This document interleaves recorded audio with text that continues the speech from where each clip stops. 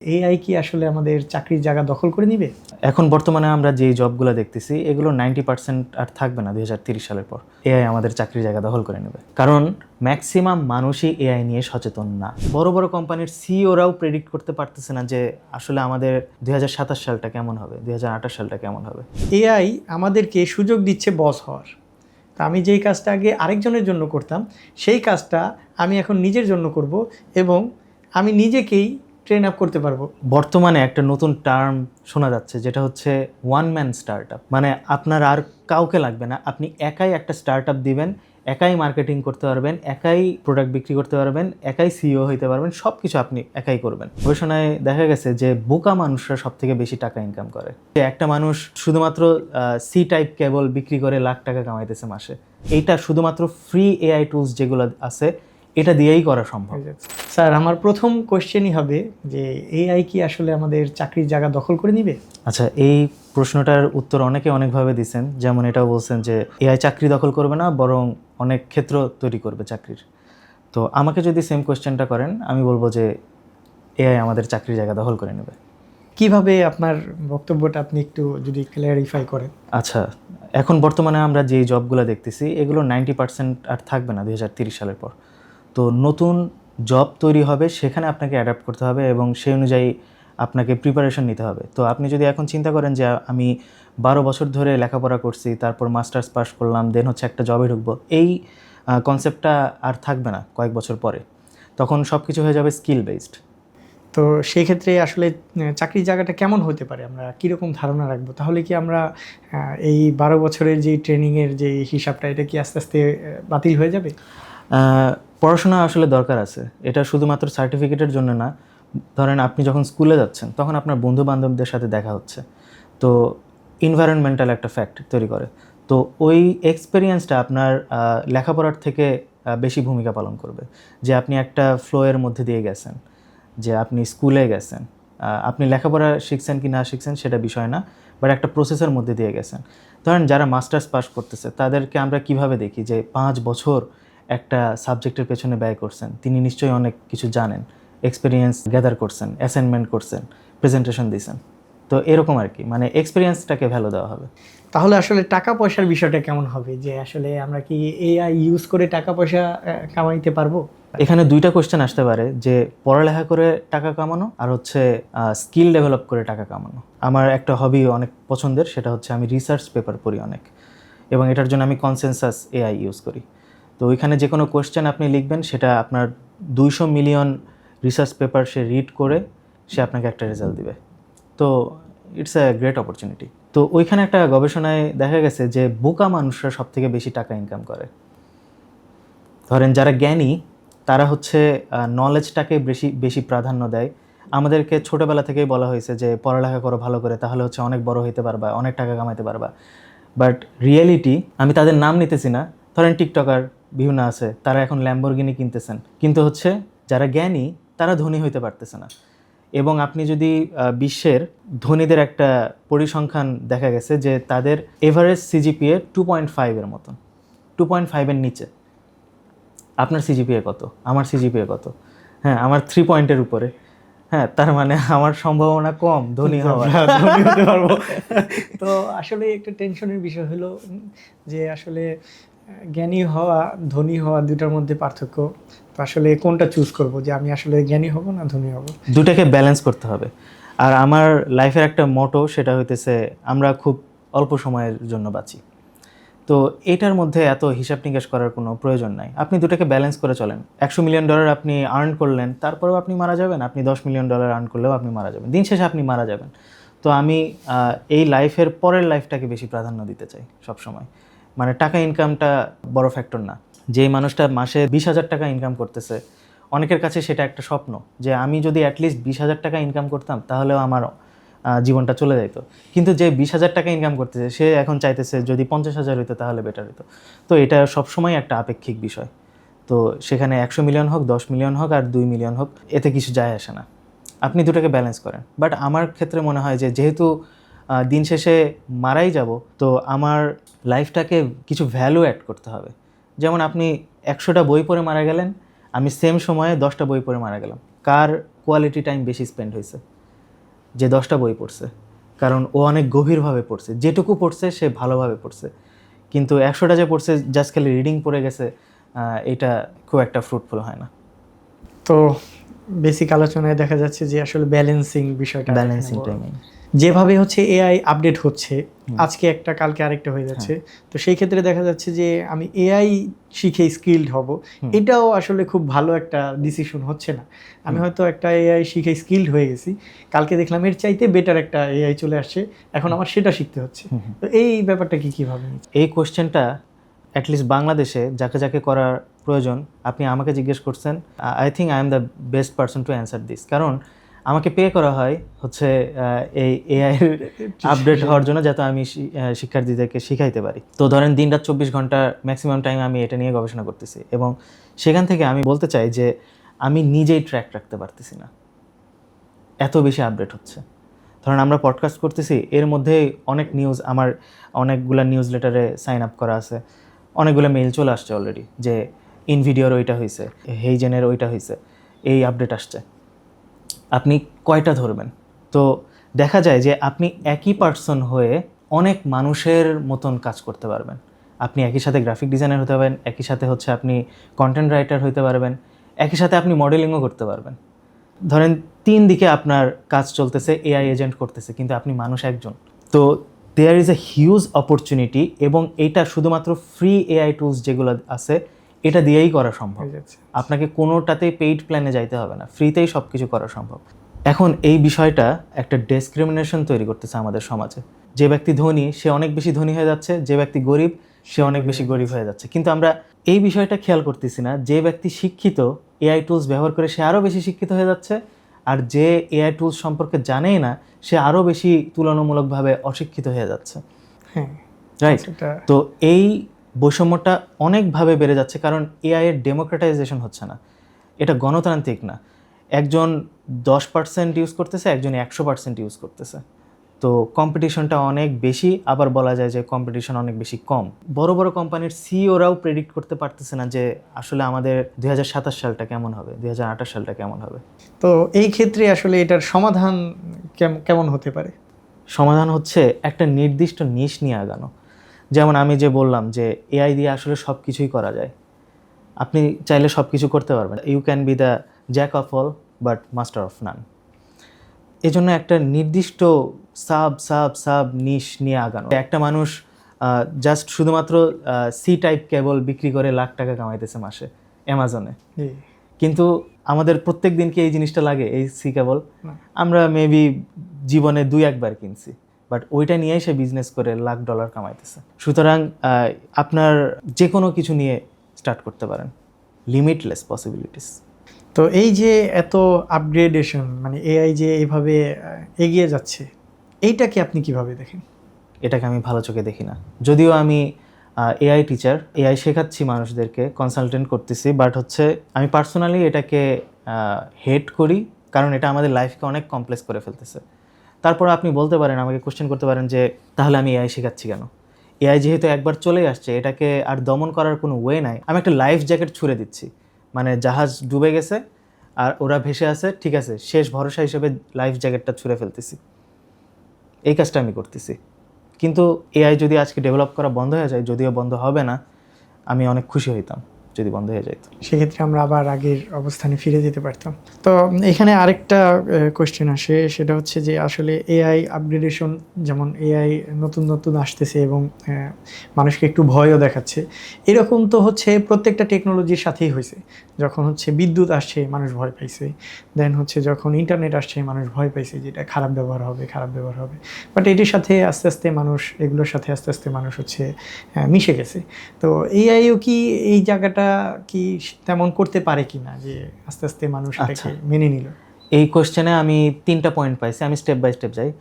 First of all, আপনি খুব সম্ভবত স্টিম ইঞ্জিনের কথা বলছিলেন। যখন শিল্প বিপ্লব শুরু হলো, তখন সবাই আন্দোলন করলো যে মানুষের শ্রমের আর কোনো মূল্য নেই। কিন্তু তারপরেও আমাদের অনেক জব তৈরি হয়েছে। কোন জবগুলা? মেধা যেগুলাতে লাগে। আগে মানুষ গায়ের শ্রম দিত, এখন মেধার শ্রম দেয় যখন শিল্প বিপ্লব আসলো। কিন্তু এআই আসার ফলে এখন মেধার জায়গাটা নিয়ে নিচ্ছে। ক্রিয়েটিভিটির জায়গাটা তো আমাদের শ্রমও গেল, মেধাও গেল, তাহলে এখন আমরা কি নিয়ে কাজ করব? এটা একটা বিষয়। তো তারপরেও মানুষকে আমরা সবসময় দেখি যে কোনো পরিস্থিতিতে মানুষ অ্যাডাপ্ট করতে পারে। তো এটা দেখার জন্য আমি আসলে এক্সাইটেড। আসলে দেখি মানুষ কি করে, কত দূর যায়। হ্যাঁ, যদি বেঁচে থাকি দেখতে পারবো ইনশাল্লাহ। ঠিক আছে স্যার, আপনার উত্তর থেকে আমাদের কয়েকটা ভালো আইডিয়া হলো যে আসলে এক সময় হচ্ছে আপগ্রেডেশনের কারণে মানুষের শ্রমের জায়গাটা চলে গেছে, দেন হচ্ছে মানুষের এখন মেধার জায়গাটা চলে যাচ্ছে। তো এইভাবে যদি আমরা চিন্তা করি, যখন ইন্টারনেট আসলো তখনও মানুষ এরকমই একটা ভয় পাইলো যে ইন্টারনেট আমাদের এই একটা সেক্টর হয়তো দখল করে নেবে। তো এখন ইন্টারনেটের সাথে আপনি যদি এআইয়ের তুলনা করেন, এইখানে পার্থক্য কেমন দেখেন বা মিল কেমন দেখেন? ইন্টারনেট যখন আসছে তখন বিশেষজ্ঞরা বলছিলেন যে ইন্টারনেট চলে আসছে, হায় হায় এটা এত জোস একটা জিনিস। কিভাবে? যে আমি কিছু একটা সার্চ করলেই সেটা অনেকগুলো রেজাল্ট দিয়ে দিচ্ছে। মানে পৃথিবীর এমন কোনো ইনফরমেশন নাই যেটা আমি না পাইতে পারি ইন্টারনেটের ফলে। তার মানে কি এখন ঘরে ঘরে সায়েন্টিস্ট তৈরি হয়ে যাবে মানুষের? হয়েছে? হয় নাই। তো এখন মানুষ কি করতেছে ইন্টারনেট দিয়ে? এখন মানুষ রিলস দেখতেছে। তো এটা কি প্রোডাক্টিভ কোনো কাজ না, কিন্তু ইন্টারনেটের কারণেই হয়েছে। আসলে আমরা ওই লেভেলের সায়েন্টিস্ট পাই নাই ইন্টারনেট আবিষ্কার হওয়ার পরে। বর্তমানে এআই এর কারণে আপনাকে গুগলে আগে যখন সার্চ দিতেন খুঁজে খুঁজে রেজাল্ট বের করতে হতো, কিন্তু বর্তমানে এআই এর ফলে আপনি চ্যাট জিপিটিকে একটা কোশ্চেন জিজ্ঞেস করতেছেন, সে নিজেই খুঁজে খুঁজে আপনাকে একটা সলিড অ্যান্সার দিচ্ছে। তারপর সেটাকে আবার ডাবল চেক করা যায়, সোর্স আনা যায়, সার্চ জিপিটি আছে। দেন আমি কনসেনসাসের কথা বললাম, যে রিসার্চ মানুষ ঘন্টার পর ঘন্টা, দিনের পর দিন, মাসের পর মাস একটা রিসার্চ করছে, সেই রিসার্চ পেপারটা ইন্টারনেটে আপলোড করা হয়েছে, সেটার উপর 200 মিলিয়ন রিসার্চ সে ঘেটে ঘুটে আপনাকে একটা রেজাল্ট দিচ্ছে। অবশ্যই এটা প্রোডাক্টিভ কিছু একটা রেজাল্ট। তো আপনার কি মনে হয় একটা মানুষ দিনে 100টা কোশ্চেন করতেছে চ্যাট জিপিটিকে, কিংবা 10টা কোশ্চেন করতেছে অ্যাটলিস্ট? না, কোনো কোশ্চেনই করতেছে না। এআই আপনার সামনে এনে তুলে ধরা হয়েছে যে এটা একটা লার্জ ল্যাঙ্গুয়েজ মডেল, আপনি যা জিজ্ঞেস করবেন সেটারই অ্যান্সার দিতে পারবে, সলিড অ্যান্সার। আপনি তাও সেটাকে জিজ্ঞেস করতেছেন না। আপনাকে পুরো দুনিয়া আপনার হাতে এনে দেওয়া হয়েছে, আপনি সেটাকে ইউটিলাইজ করতে পারতেছেন না। আপনি কোথায় পড়ে আছেন? এটা কি তাহলে ওই তথ্যের অতিরিক্ত যে এই চাপটা, এরকম একটা বিষয় চলে আসতেছে না? হ্যাঁ, যখন তথ্যের প্রাচুর্য চলে আসে তখন আমরা ওভারওয়েলম ফিল করি যে আছেই তো, কি দরকার। হ্যাঁ, যে গুগল সার্চ করেই তো পাওয়া যায়, জানার কি দরকার। কিন্তু আমাদের ব্রেনটাই কিন্তু সব থেকে most precious large language model. ছোটোবেলা থেকে এটা ট্রেন হইতেছে। তো একটা জিনিস ইন্টারনেটে আসে বলে আপনার ব্রেনে ইনপুট করবেন না এমন কোনো কথা নাই। আপনি ওই তথ্যটা যদি আপনার ব্রেনে ইনপুট করেন, ওই লার্জ ল্যাঙ্গুয়েজ মডেলের থেকে এটা বেশি কাজ করবে। কারণ আমাদের ব্রেন নতুন কিছু তৈরি করতে পারে, কিন্তু লার্জ ল্যাঙ্গুয়েজ মডেল তাকে যেই ট্রেনিং ডেটাটা দেওয়া হয়েছে ওইটার মধ্যে থেকেই সে আপনাকে একটা রেজাল্ট দেবে, নতুন কিছু সৃষ্টি করবে না। নতুন কিছু যদি সৃষ্টি করতে চান আপনাকে এই লার্জ ল্যাঙ্গুয়েজ মডেল থেকে সৃষ্টি করতে হবে। তো স্যার, আজকের কথা আমরা যেখান থেকে শুরু করেছিলাম সেখানে এসে শেষ করি ইনশাল্লাহ, যে আসলে এআই কি আমাদের চাকরির জায়গা দখল করে ফেলবে কি না। এখানে আমি যেটা মনে করি, আমার হালকা একটু আইডিয়া দিই। আমরা আসলে পড়ে আছি যে আমার চাকরির জায়গাটা দখল করে ফেলবে কি না, বাট আমরা যদি একটু উল্টো করে চিন্তা করি যে আসলে এআই আমাদেরকে সুযোগ দিচ্ছে বস হওয়ার।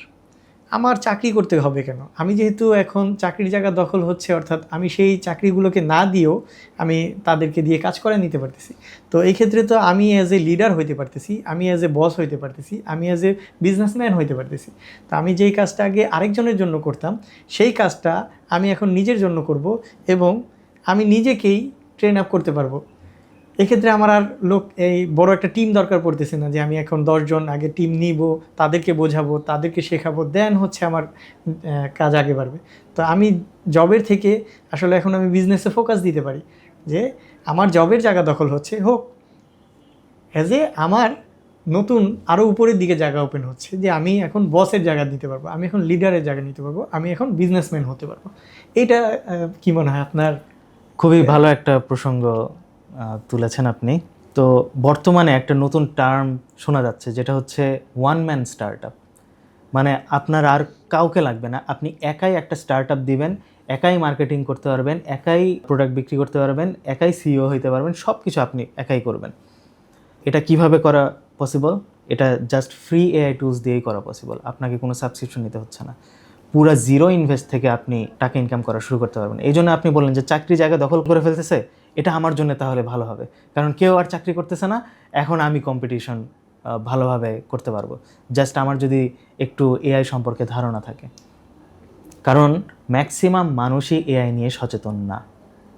এই জন্য আপনি যদি একটুও সচেতন হন এআই নিয়ে, জাস্ট খালি VO3 দিয়ে ভিডিও বানাইতেছেন, এটা প্রোডাক্টিভ ইউজ না। আমরা VO3 নিয়ে কেন পড়ে আছি? ওই ভিডিও বানায় কী লাভ হইতেছে?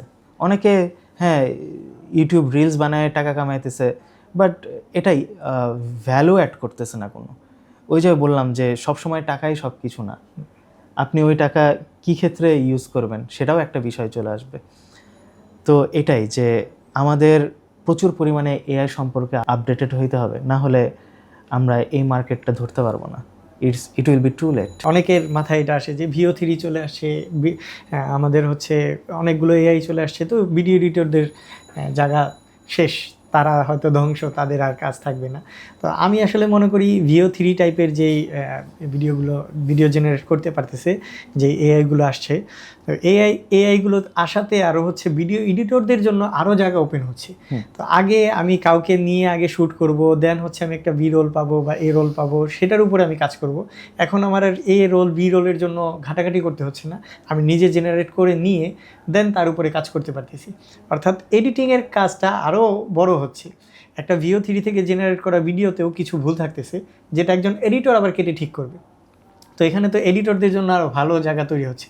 বাট আরেকটা কথা বলবো যে এখানে আসলে খুশি হওয়ার কিছু নাই, একটু ওয়েট করেন, হয়তো এডিটরদের দিনও খতম করে দিবে। রাইট। তো আমি পার্সোনাল ওপিনিয়ন দিই এই VO3 নিয়ে। আমি পার্সোনালি এটা হেট করতেছি, কারণ হচ্ছে এটা একটা ডিস্ট্রাকশন তৈরি করতেছে পুরা সোশ্যাল মিডিয়াতে। মানে যারা এআই সম্পর্কে জানে না, তারা একটা ফেক ভিডিও দেখে বলতেছে ছি মানুষ এসব কি বলতেছে, একদম রিয়েল মনে করতেছে, দুনিয়া কই যাইতেছে। তো আসলে কিন্তু এটা ফেক ভিডিও ছিল। হ্যাঁ, এবং অনেক অশ্লীল ভিডিও হয়েছে, অনেক অশ্লীল কথাবার্তা বলতেছে। ইভেন দেখলাম যে ওয়াচ তৈরি করতেছে VO3 দিয়ে, মানুষ ওটাকে রিয়েল ভাবতেছে। ওই যে বললাম ম্যাক্সিমাম মানুষই এআই সম্পর্কে জানে না। তো ধরেন এখন যখন আমাদের নির্বাচন হবে, তখন একটা পলিটিক্যাল নেতার ছবি লাগাই দিয়ে সে বলতেছে যে আমি এই করব সেই করব, অথচ বাস্তবে সে এটা বলেই নাই। এখন গ্রামের মানুষ, সে টিকটক দেখতেছে, টিকটকে এটা চলে আসলো, তখন সে ইমোশনাল হয়ে গেল, হ্যাঁ হ্যাঁ এই মানুষটা এত ভালো, গরিব দুঃখীদের হেল্প করতেছে, গায়ে কাপড় দিয়ে দিতেছে, অন্ন বস্ত্র দিতেছে, একেই আমি ভোট দেব। অথচ বাস্তবে সে এই কাজগুলো করে নাই। তো এরকম ইমোশনালি মানুষদেরকে কন্ট্রোল করা হবে এই VO3 দিয়ে। আমি পার্সোনালি অনেক হেট করি, ডিসিপ্লিনের অবস্থা খুবই বাজে। আবার আরেকটা জায়গা যদি এমন হয়, যেহেতু কোনটা রিয়েল কোনটা হচ্ছে ফেক, এটার একটা সূক্ষ্ম পর্দা, হ্যাঁ, কিন্তু কোনো ওয়াটারমার্কও নাই VO3-তে যে this is generated by VO3। এটা গুগলের দোষ যে হচ্ছে তারা দিতেছে কিন্তু মাঝখানে কোনো ওয়াটারমার্ক নাই। এটা একটা ভ্রান্তি সৃষ্টি করতেছে আমাদের। তো আমি যেটা বলতেছিলাম যে যারা হচ্ছে খারাপের দিকে যাচ্ছে, তাদের জন্য কি আরও জায়গা ওপেন হচ্ছে না, যে তারা আসলেই কাজটা করবে এবং যখন ভিডিও বের হয়ে যাবে বা ধরা খেয়ে যাবে, তখন তারা বলবে যে ভাই এগুলো এডিট করা যায়। কোনো এক জ্ঞানী ব্যক্তি বলেছিলেন এগুলো এডিট করা যায়। সেটাই আমি তো বললাম যে ভবিষ্যতে আমরা কিরকম পৃথিবী দেখতেছি এটা আমরা কেউই প্রেডিক্ট করতে পারতেছি না। অ্যান্ড আই এম এক্সাইটেড যে দেখি কি হয়। তো আজকে আমরা এখানেই শেষ করি, যে দেখি কি হয়। তো সময় দিয়ে এত বড় একটা ভিডিও দেখার জন্য ধন্যবাদ। নিশ্চয়ই কিছু জ্ঞান আপনারা অর্জন করতে পেরেছেন, আশা করি। এরকম ইনশাল্লাহ স্যার আমাদের আরও ভালো ভালো ভিডিও উপহার দিবেন